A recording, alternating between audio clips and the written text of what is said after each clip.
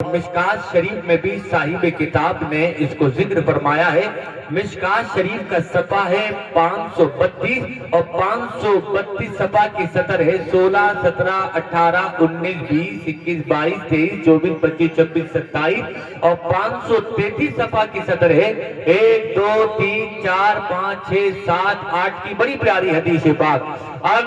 علی رضی اللہ تعالی ان یہودیا کان یقال له فلان حبر کان له على رسول الله صلی اللہ علیہ وسلم دنانیر فتقاضى النبي صلی اللہ علیہ وسلم فقال یا یہودی ما عندي ما اوتیک قال فإني لا افارقك یا محمد حتى تعطيني فقال رسول الله صلی اللہ علیہ وسلم اذن اجلس معك فجلس معه رسول الله صلی اللہ علیہ وسلم فصلى رسول الله صلی اللہ علیہ وسلم الظہر والعصر والمغرب والعشاء الآخرة والغداء وكان أصحاب رسول الله صلی اللہ علیہ وسلم يتحدثونه ويتبادون ففتن رسول الله صلی اللہ علیہ وسلم ما الذي يصنعون به فقالوا يا رسول الله يهودي يحبسك فقال رسول الله صلی اللہ علیہ وسلم منعني ربي ان اظلم معاهدا وغيره فلما ترجل النهار قال اليهودي اشهد ان لا اله الا الله واشهد انك رسول الله وشطر مالي في سبيل الله اما والله ما فعلت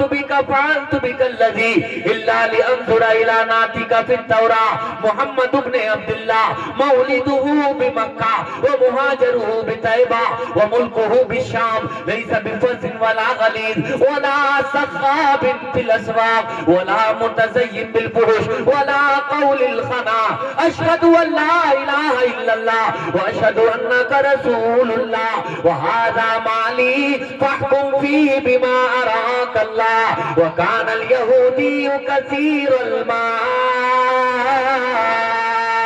آقا کی حدیث کے نام پر بولے سبحان اللہ سبحان اللہ۔ اجالا دیتی ہے بجھتے ہوئے چراغوں کو، اجالا دیتی ہے بجھتے ہوئے چراغوں کو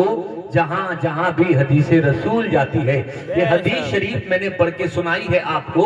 اس کا ترجمہ آپ سنیں گے تو انشاءاللہ آپ کا ایمان جگمگانے لگے گا، سمجھ میں آئے گا کہ اسلام ہوتا کیا ہے، سمجھ میں آئے گا کہ صاحب اسلام کی زندگی کیا ہے۔ اے لوگوں، آج ہم دیکھ رہے ہیں ہمارے آپ کے سماج میں، جس سماج میں ہم آپ زندگی گزار رہے ہیں، ایک انسان دوسرے انسان سے ہاتھ تو ملاتا ہے لیکن بعد میں جب پیٹھ کا پیچھا ہو جاتا ہے تو اس بات کا گلہ بھی کرتا ہے، اس بات کی شکایت بھی کرتا ہے، یہ ہاتھ تو ضرور مجھ سے ملاتا ہے لیکن میری پیٹھ پیچھے یہ میری عزت کو ڈیمیج کرنے کے لیے لگا رہتا ہے، یہ مال مجھے اللہ نے دیا ہے، اس مال سے یہ جلا کرتا ہے، یہ عزتیں اللہ نے دی ہیں، ان عزتوں سے یہ جلا کرتا ہے، یہ دولت، یہ شہرت، یہ کاروبار، یہ تجارت، یہ سب کچھ جو اللہ نے دیا ہے اس سے یہ جلا کرتا ہے۔ لیکن ایک بات میں آپ سے عرض کرنا چاہ رہا ہوں پیارے بھائیو، ایک مومن کو دوسرے مومن کے تعلق سے ایسا نہیں ہونا چاہیے، بلکہ ایک مومن کی شان کیا ہوتی ہے،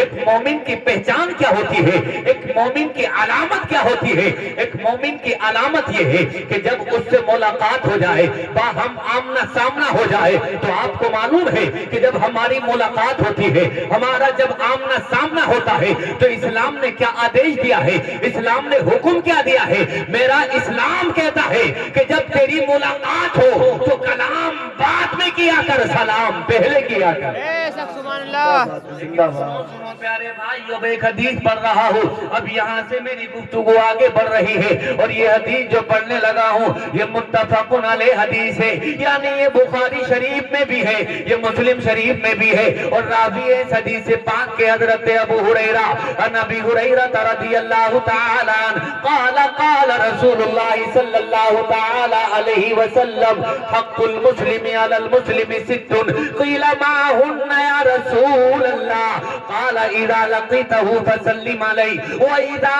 دعاك فاجبه واذا استنصحك فانصح له واذا عطس فحمد الله فشمته واذا مرض فعوده واذا مات فاتبعه۔ میرے آقا جلوہ افروز ہیں، صحابہ اکرام کی جماعت سامنے بیٹھی ہے اور میرے آقا تمام صحابہ کے بیچ میں ایسے نظر آتے ہیں جیسے آسمان کے ستاروں کے بیچ میں چاند نظر آتا ہے۔ میرے آقا جلوہ افروز ہیں، میرے آقا نے اپنے غلاموں کو ہدایت دیتے ہوئے، میرے آقا نے اپنے غلاموں کو نصیحت کرتے ہوئے ارشاد فرمایا، لیکن ایک جملہ اور یاد رکھیے، میرے آقا نے فرمایا تو بظاہر صحابہ سے ہے لیکن یہ پوری دنیا کے مسلمانوں کے لیے عام حکم ہے، یعنی صحابہ پر بھی عمل کرنا ضروری ہے اور عام مسلمانوں کے لیے، تمہارے لیے، میرے لیے اور کائنات کے کونے کونے میں پھیلے ہوئے مسلمانوں کے لیے مصطفیٰ کے ساتھ عشق کو ماننا ضروری ہے۔ اب سنیے میرے آقا نے فرمایا کیا ہے، حدیث کا ترجمہ سماعت کرے۔ میرے آقا ارشاد فرماتے ہیں حق المسلم علی المسلم ستون، اے میرے غلاموں، ایک مومن کا دوسرے مومن کے اوپر، ایک مسلمان کا دوسرے مسلمان کے اوپر، یعنی میرا آپ کے اوپر، آپ کا میرے اوپر، یعنی جو رشتہ مومن میں بن گیا، یعنی جو مسلمان ہو گیا، جو مصطفیٰ کا کلمہ پڑھ کر حلقہ بغوش اسلام ہو گیا، میرے آقا فرماتے ہیں اب ایک مومن کا دوسرے مومن کے اوپر حق ہو گیا، اور ایک حق نہیں بلکہ میرے آقا فرماتے ہیں مومن کا مومن کے اوپر 6 حقوق ہیں۔ کتنے حقوق ہیں ذرا زور سے بولیں، یاد کر کے جائیں، کتنے حقوق ہیں؟ 6۔ پہلا کیا ہے؟ میرے آقا فرما رہے ہیں اذا لقیتہ فسلم علیہ، پہلا حق یہ ہے کہ جب ملاقات ہو تو تم سلام کرو۔ کیا کرو؟ زور سے بولو، ملاقات ہو تو سلام کرو، ہائے ہیلو مت کرو، گڈ مارننگ مت کرو، گڈ آفٹرنون نہ کرو، گڈ نائٹ نہ کرو، بلکہ میرے تمہارے مذہب نے فرمایا کہ جب ملاقات ہو تو سلام کرو۔ سلام کا مطلب یہ ہوتا ہے اس کے لیے دعا کرو۔ کتنا پیارا مذہب ہے۔ السلام علیکم کا مطلب ہوتا ہے تم پر اللہ تبارک و تعالیٰ کی جانب سے سلام نازل ہو۔ ایک بات غور سے سننا، جب ملاقات ہو تب بھی سلام کرو، اس کو سلام ملاقات کہا جاتا ہے۔ جب تمہاری بات چیت پوری ہو جائے، جب بات چیت مکمل ہو جائے، جب تم اپنے عزیز کو، جب اپنے ساتھی کو چھوڑ کر کے جانے لگو، جب تم اس سے رخصت ہونے لگو تو تب بھی سلام کرو۔ اور یہ سلام رخصت کہلاتا ہے، یعنی ایک سلام ملاقات ہے، ایک سلام رخصت ہے۔ ملاقات ہو تب بھی سلام کرو اور رخصت ہو رہے ہو تب بھی سلام کرو۔ ارے جملہ سمجھ رہے ہیں کہ نہیں سمجھ رہے ہیں؟ یعنی اسلام کہنا یہ چاہتا ہے جب ملاقات ہو تو سلامتی کی دعا کرو اور جب رخصت ہو رہے ہو تب بھی سلامتی کی دعا کرو، یعنی تم اپنے عمل سے یہ ثابت کر کے دکھا دو۔ ابھی جو لوگ گلا کرتے ہیں، ابھی جو لوگ شکایت کرتے ہیں، یہ ہاتھ تو ملا لیا کرتا ہے، شعر کہنے والے شعر بھی کہہ دیا کرتے ہیں کہ بڑے ظالم ہیں لوگ زمانے والے، دل نہیں ملتا ہے ہاتھ ملا لیتے ہیں۔ یہ دوسرے لوگوں پر شعر صادق آنا چاہیے لیکن مسلمان کے اوپر یہ شعر صادق نہیں آنا چاہیے، اس لیے کہ مومن اپنے عمل سے ثابت کر کے بتاتا ہے کہ جب تیری ملاقات ہو رہی ہے تو سلامتی کی دعا کر رہا ہے، تو رخصت ہو رہا ہے تب سلامتی کی دعا کر رہا ہے۔ یہ اس بات کی دلیل ہے میں تیرے پیچھے ہوں، جب بھی تجھ کو میری جانب سے کوئی نقصان نہیں پہنچے گا، میں تیرے سامنے رہوں گا تب بھی کوئی نقصان نہیں پہنچے گا۔ بے شک سبحان اللہ، زندہ باد۔ سلام بھی کرے، سلام کرنے کے بعد اور جب اس کی پیٹھ پیچھے ہو جائے، اس کو نقصان پہنچانے کی کوشش میں لگا رہے تو وہ سچا پکا مومن مسلمان نہیں ہو سکتا ہے۔ میرے آقا نے فرمایا، میرے آقا حدیث میں ارشاد فرماتے ہیں المسلم من سلم المسلمون من لسانہ و یدہ۔ اے لوگوں، آقا کے فرمانے کا مطلب سنو۔ آج بڑے فخر کے ساتھ کہا جاتا ہے جو اپنے پڑوسی کو ستا رہا ہے وہ بھی کہتا ہے میں مسلمان ہوں، جو ماں باپ کی شان میں گستاخیاں کیا کرتا ہے وہ بھی کہتا ہے میں مسلمان ہوں، جو غریبوں کو دبے کچلوں کو دباتا ہے، ان کی زمینوں پر ناجائز قبضہ کرتا ہے وہ بھی کہتا ہے میں مسلمان ہوں، جو لوگوں کے راستے میں کانٹے بچھاتا ہے وہ بھی کہتا ہے میں مسلمان ہوں۔ لیکن میرے آقا کیا فرما رہے ہیں؟ میرے آقا ارشاد فرما رہے ہیں سچا پکا مسلمان وہ ہوگا کہ جو اپنی زبان سے بھی اپنے اعضاء سے بھی دوسرے مسلمانوں کو تکلیف نہ پہنچائے، جس کے اعضاء سے جس کی زبان سے دوسرے لوگ سلامت رہے، ایسے شخص کو سچا پکا مسلمان کہا جاتا ہے۔ ہم کیا ہیں؟ ذرا ہم اپنا جائزہ لے کے دیکھیں، ہم اپنا جائزہ لے کے دیکھیں۔ اللہ پاک کسی کو مال دے دے تو اس کے مال کی وجہ سے بھولا جا رہا ہے، کسی کو عزتیں دے دے تو اس کی عزتوں کی وجہ سے بھولا جا رہا ہے، کسی کا مکان اچھا ہو جائے تو اس سے جل کر کے بھونا جا رہا ہے۔ اے لوگوں، جلنا نہیں، حسد نہیں کرنا، بلکہ رب تبارک و تعالیٰ کی بارگاہ میں دعا کرنا، ہاتھ اٹھانا، رو رو کر کے گڑ گڑا کر کے دعا کرنا، مولا جب تو اس کو دینے پر قادر ہے تو مجھے بھی عطا فرما دے، تیری رحمت کے خزانے میں کوئی کمی نہیں ہے۔ اے لوگوں، دل کو پاک صاف ستھرا کرو، کسی مومن کے تعلق سے دل میں کینہ نہ رکھا کرو، بغض نہ رکھا کرو، حسد نہ رکھا کرو، جلن کی آگ میں جلا نہ کیا کرو۔ سنو سنو کتنی پیاری حدیث ہے میرے آقا کی، میرے آقا جلوہ افروز ہے، صحابہ کی انجمن سجی ہوئی ہے، صحابہ بیٹھے ہیں، میرے آقا بھی جلوہ افروز ہے۔ اتنے میں میرے آقا نے اپنی زبان حق ترجمان سے ارشاد فرمایا میرے غلاموں تمہاری مجلس میں ایک شخص آنے والا ہے، لیکن وہ جو آ رہا ہے وہ بڑا مبارک ہے، رب تبارک و تعالیٰ کے یہاں اس کا مقام بہت اونچا ہے۔ میرے نبی نے ارشاد فرمایا وہ جو آ رہا ہے وہ جنتی ہے۔ بے شک سبحان اللہ۔ لوگ بیٹھے ہیں دروازے کے باہر، آئے گا ابھی آیا نہیں ہے، سی سی ٹی وی کیمرے کا بھی زمانہ نہیں ہے، میرے آقا سی سی ٹی وی کیمرہ میں دیکھ کے بتا دیں نہیں،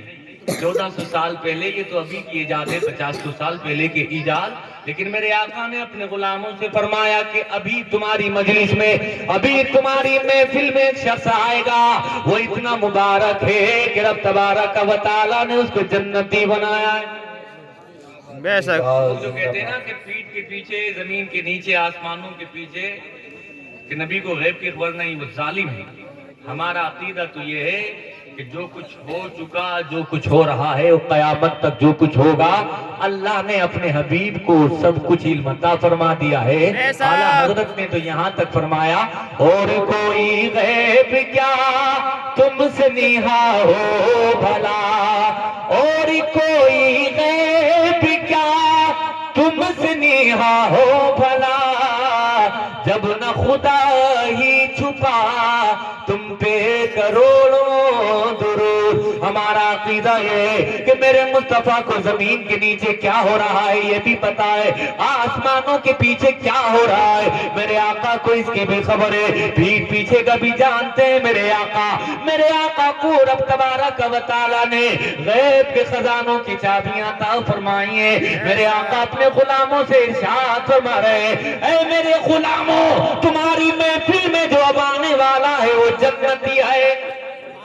لوگوں کی نظریں دروازے پر لگ گئی کہ دیکھیں گے کون ہے وہ مبارک شخص جس کو میرے آقا جنتی قرار دے رہے۔ اتنے میں ایک شخص نمودار ہوا، حدیث کے الفاظ ہے لوگوں، جب وہ آیا ہے میرے مصطفیٰ کی خدمت میں تو اس کی داڑھی پر آثار وضو یعنی وضو کے قطرے ٹپک رہے، وضو بنا کر کے آیا ہے اور ایک ہاتھ میں اس کے جوتے۔ غور کرو پیارے بھائیو، صحابہ بڑی رشک سے دیکھتے ہیں کتنا پیارا ہے، مصطفیٰ نے جنتی قرار دیا ہے۔ محفل برخاست ہو جاتی ہے، اپنے اپنے گھروں کو صحابہ چلے جاتے ہیں۔ اگلے دن کا سورج نکلتا ہے، پھر دربار سج جاتا ہے، پھر آقا میرے موجود ہوتے، پھر اے لوگوں مجلس میں میرے آقا ارشاد فرماتے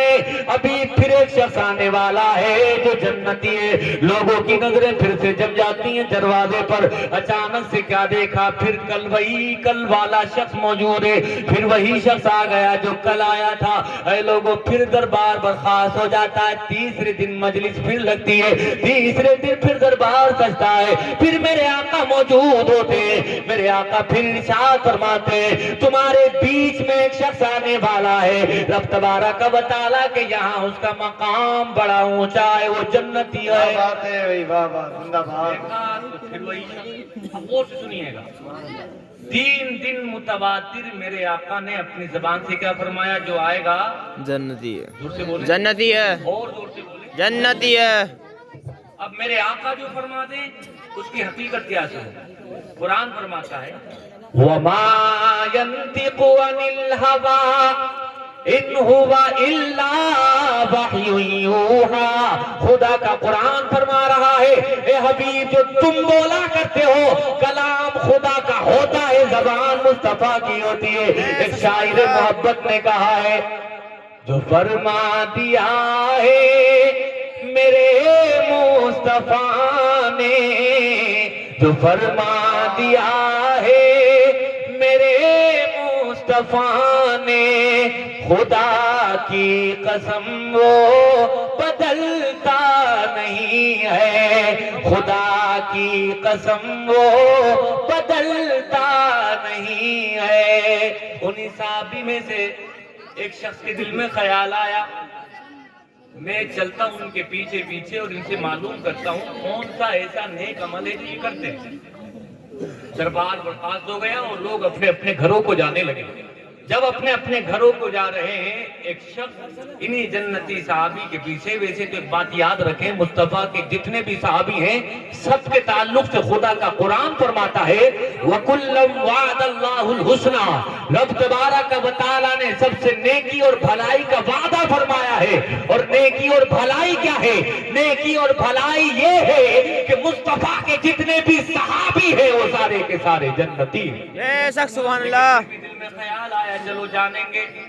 تو ان کا دامن پکڑ لیا اور کہا کہ میں تمہارا مہمان بننا چاہتا ہوں کیا مجھے اپنا مہمان بنانا قبول کرو گے کیا بات ہے عرب کے لیے اگر آپ کہتے بخیل تو بخیل دنیا کی سب سے بڑی گالی ہے آپ ان کو بخیل نہیں کہہ سکتے یعنی بخیل کا مطلب کنجوس کہنا عرب والوں کو یہ بہت بڑی گالی سمجھا جاتا ہے جنتی صحابی کیسے منع کر سکتے کیا کہا میں تمہارا مہمان بننا چاہتا ہوں میں تمہارے گھر پر قیام کرنا چاہتا ہوں میں تمہارے گھر پر آرام کرنا چاہتا ہوں کیا اس کی اجازت ہے کیا تم مجھے اپنا مہمان بناؤ گے جنتی صحابی نے ارشاد فرما دیا مجھے منظور ہے لیکن یہ خیال میں رہے وہ مہمان بننا چاہتے تو کسی دانا پانی کے لیے مہمان بننا نہیں چاہتے کھانے کے لیے مہمان بننا نہیں چاہتے سونے کے لیے مہمان بننا نہیں چاہتے بلکہ دل میں ارادہ یہ ہے دل میں خیال یہ ہے کہ دیکھوں گا نیک عمل کون سا کرتے کون سی ایسی تسبیح پڑھتے کون سا ایسا وظیفہ پڑھتے جس وجہ سے میرے آقا نے ان کو جنتی قرار دیا ہے پیچھے پیچھے ہو لیے ان کا بستر لگ گیا بستر ان کا بھی سج گیا رات ہو گئی لیکن یہ